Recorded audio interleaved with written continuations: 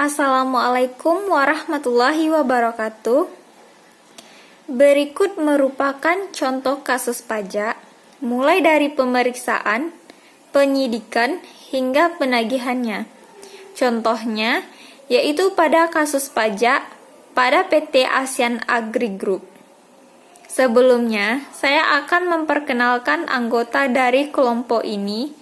Yang pertama, saya sendiri Angelino Helta Putri. Yang kedua, Windy Dwiana Febrian.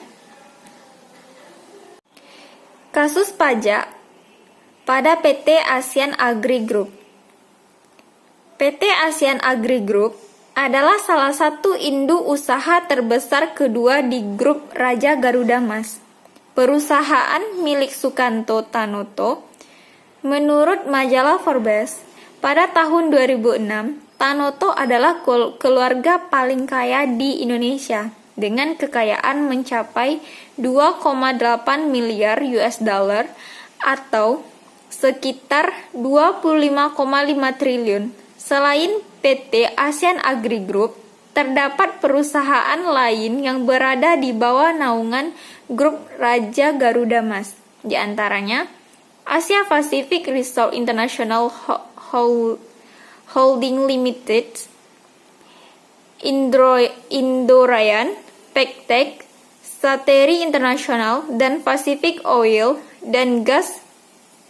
Secara khusus, PT ASEAN Agri Group memiliki 200.000 hektar lahan sawit, karet, kakao di Indonesia, Filipina, Malaysia, dan Thailand.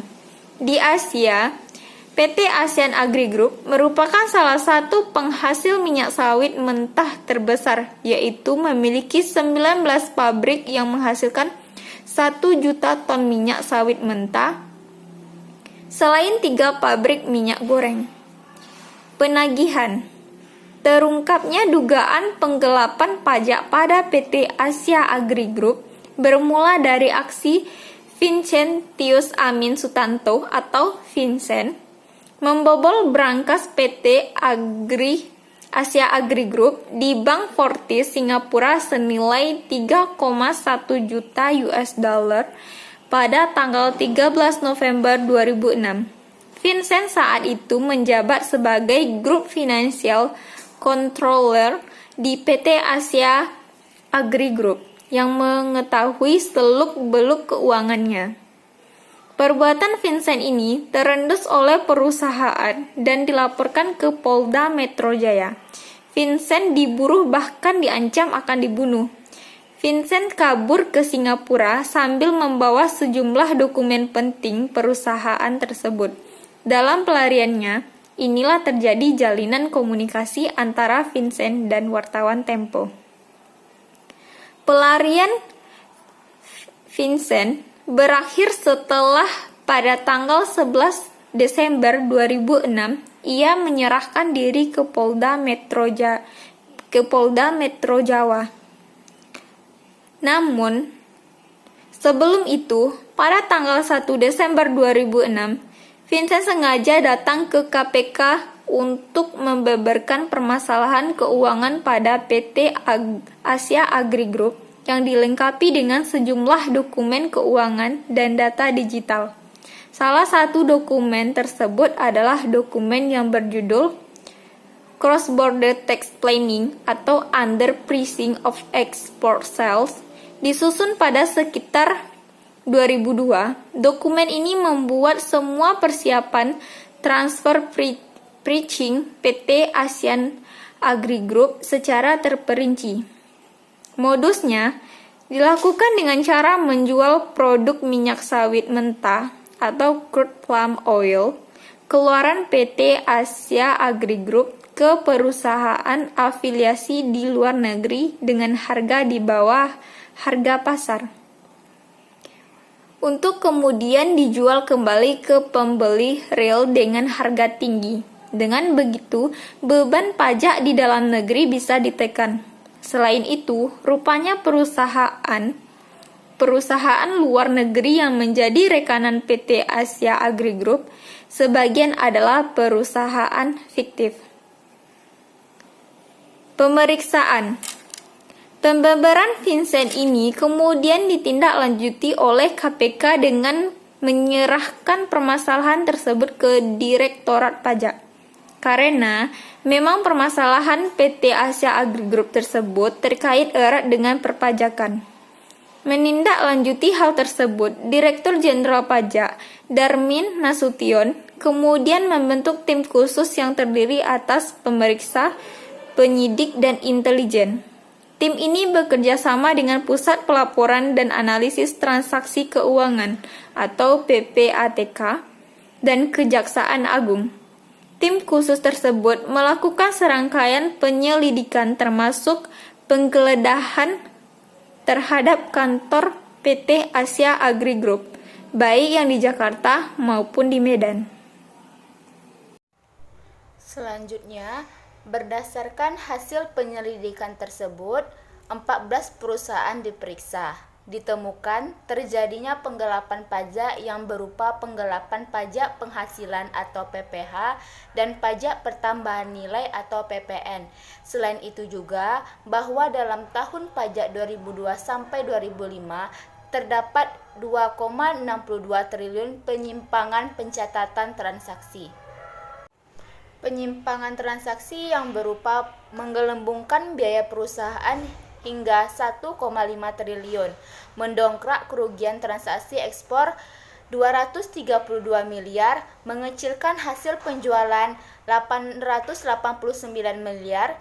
Lewat modus ini, ASEAN Agri diduga telah menggelapkan pajak penghasilan untuk badan usaha senilai 2,6 triliun.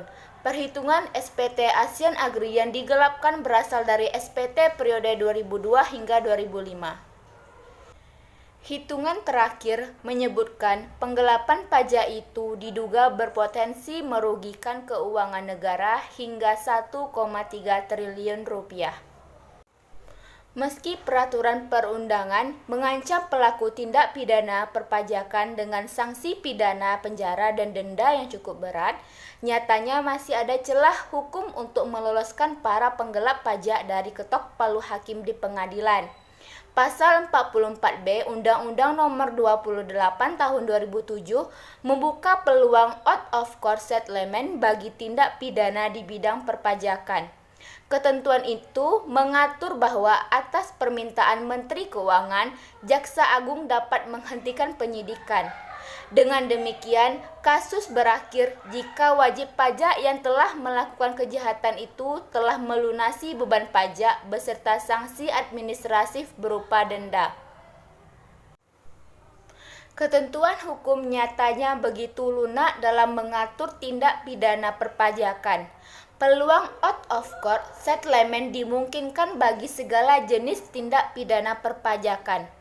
Peluang itu tidak hanya berlaku untuk perlawanan pasif terhadap pajak, yaitu perlawanan yang tidak dilakukan secara sadar atau disertai niat dari warga masyarakat untuk merintangi aparat pajak dalam melakukan tugasnya.